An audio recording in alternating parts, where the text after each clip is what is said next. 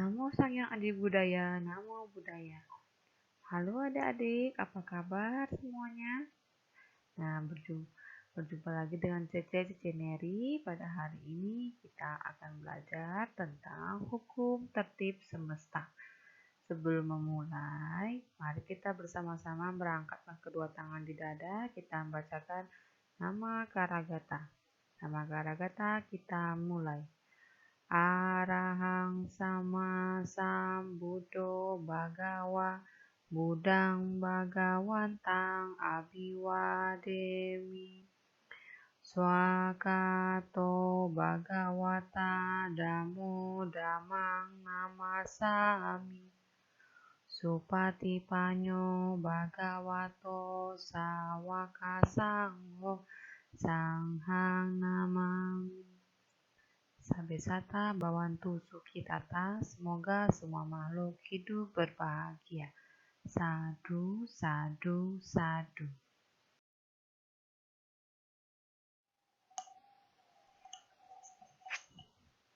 Hukum tertib semesta.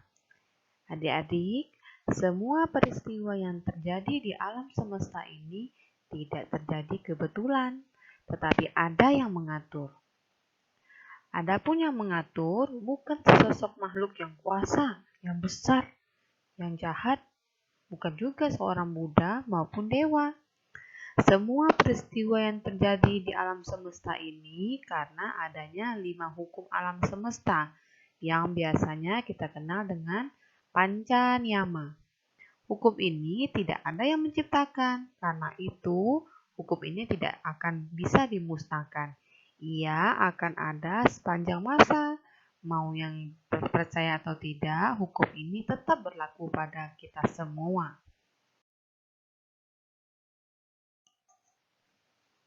Hukum tertib semesta biasanya disebut juga dengan hukum kosmis. Hukum kosmis adalah hukum yang mengatur alam semesta beserta isinya. Terdapat 5 hukum tertib alam semesta yang disebut panca niyama. Apa saja panca niyama itu? Nah, panca niyama terdiri dari 5. Panca 5 niyama itu hukum. Nah, sekarang panca niyama terdiri dari 1. Utu niyama, 2. Bija niyama, 3. Karma niyama, 4. Cita niyama, dan 5. Dhamma niyama.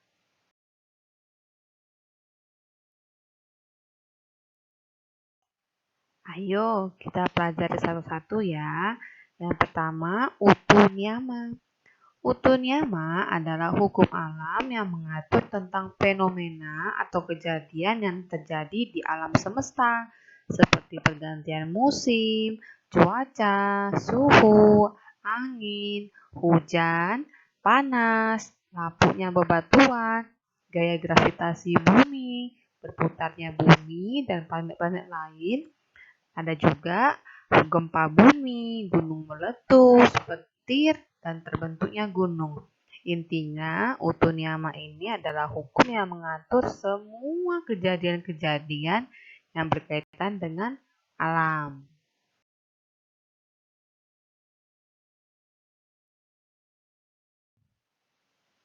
Yang kedua adalah bija niyama. Bija niyama adalah hukum alam yang mengatur tentang pertumbuhan, perkembangbiakan tumbuhan, maupun makhluk hidup, termasuk manusia dan binatang.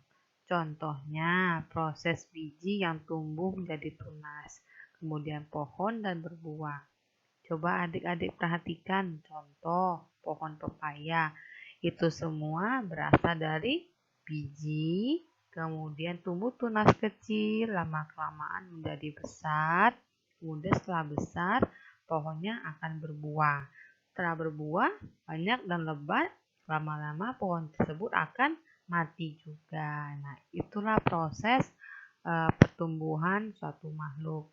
Nah, semua itu diatur oleh bija niyama. Sampai di sini adik-adik mengerti?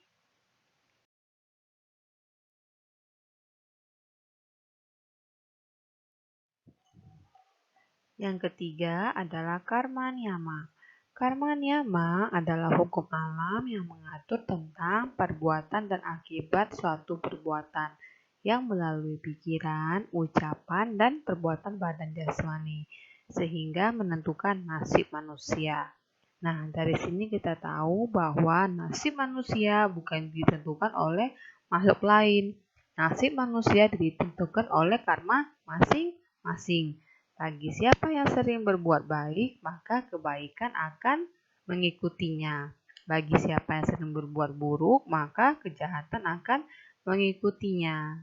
Nah, di sini adik-adik harus sering-sering berbuat baik ya, supaya menuai atau mendapatkan hasil yang baik pula.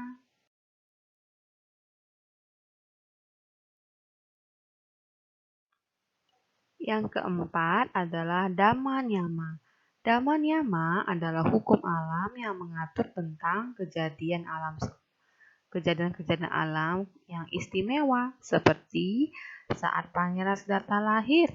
Nah, Pangeran sudah bisa berjalan. Kemudian setiap langkahnya tumbuh bunga teratai, serta Pangeran kecil mampu berbicara langsung. Nah, di sini adik-adik ada nggak seperti itu? Yang pada saat lahir sudah bisa berjalan, kemudian tumbuh bunga teratai, kemudian bisa langsung berbicara. Nah, tentu kita belum bisa. Nah, jadi hukum inilah yang mengatur kejadian-kejadian unik, kejadian-kejadian khusus, kejadian-kejadian istimewa. Biasanya berkaitan dengan kehidupan Buddha. Kemudian kita ingat lagi pada saat Buddha mencapai penerangan sempurna dan Buddha akan parinibbana, apa yang terjadi? Iya, yang terjadi adalah bunga-bunga bermekaran, kemudian turun hujan, kemudian ada juga gempa. Nah, itu yang mengatur adalah Dhamma Niyama ya.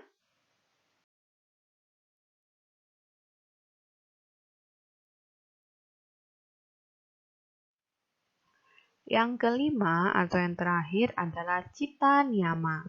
Cita Niyama adalah hukum alam yang mengatur tentang cara bekerjanya pikiran dan kesadaran makhluk hidup, seperti adanya kemampuan membaca pikiran orang lain, mengingat kehidupan lampau, dan melihat keadaan yang akan datang. Wah, di sini ada nggak yang bisa mengingat kehidupan lampaunya seperti apa?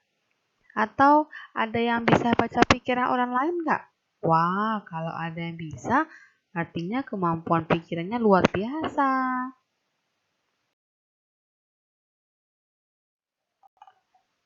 Adik-adik, dengan kita mengetahui hukum kerja pikiran, kita dapat mengembangkan pikiran kita menjadi cerdas dan bijaksana. Namun, harus dilengkapi dengan sikap dan perilaku yang benar, supaya kehidupan kita lebih baik lagi. Jadi, pikirkanlah hal-hal yang baik, berucaplah ucapan yang baik, serta berbuatlah perbuatan yang benar. Dengan demikian, kita akan hidup dengan penuh kebaikan. Demikianlah pelajaran pendidikan agama Buddha pada hari ini tentang hukum tertib semesta. Untuk latihannya, adik-adik semua punya buku cetak agama Buddha kan?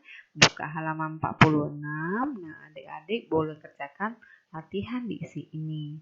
Cece tunggu jawabannya ya. Terima kasih. Akhir kata dari Cece. Namo Sang Yang Adi Budaya, Namo Buddhaya.